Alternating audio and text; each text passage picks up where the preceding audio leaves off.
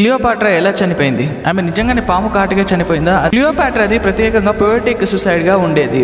ఈజిప్షియన్లకు ASP రాజవంశానికి చిహ్నంగా ఉంది. అయితే నాగపాము క్లియోపాట్రా యొక్క ఇష్టమైన దేవత ఐఎస్ తో సంబంధం కలిగి ఉంది. ఆధునిక ఈజిప్ట్ శాస్త్రవేత్తల ప్రకారం ఈ సిద్ధాంతంతో అనేక సమస్యలు ఉన్నాయి. ఒక విషయం ఏమిటంటే నాగపాములు సాధారణంగా కనీసం 5 అడుగులు పొడవుగా ఉండేవి మరియు 8 అడుగుల వరకు పెరుగుతాయి. బుట్టలో క్లియోపాట్రా సమాధిలోకి అక్రమంగా తరలించడానికి చాలా పెద్దది. అదనంగా అన్ని పాము కాట్లు ప్రాణాంతకం కావు మరియు వారి బాధితులను నెమ్మదిగా మరియు బాధాకరంగా చంపేవి. అసలు క్వశ్చన్ ఏంటంటే క్లియోపాట్రా తనకు తానుగా విషం తాగి చనిపోతే ఆమె ప్రాణాంతకమైన మౌలిక మహిళలని తాగి లేదా విషపూరితమైన లేపనం వేసింది. ఒక పురాతన చారిత్రకుడు స్టార్బో సూచించినట్లు పాము కాటు కంటే ఈ రెండిట్లో ఏదైనా ఆమెను త్వరగా మరియు ప్రభావవంతంగా చంపి ఉండవచ్చు. 2010లో జర్మన్ చారిత్రకుడు క్లియోపాట్రా పురాతన పత్రాల అధ్యయనాలు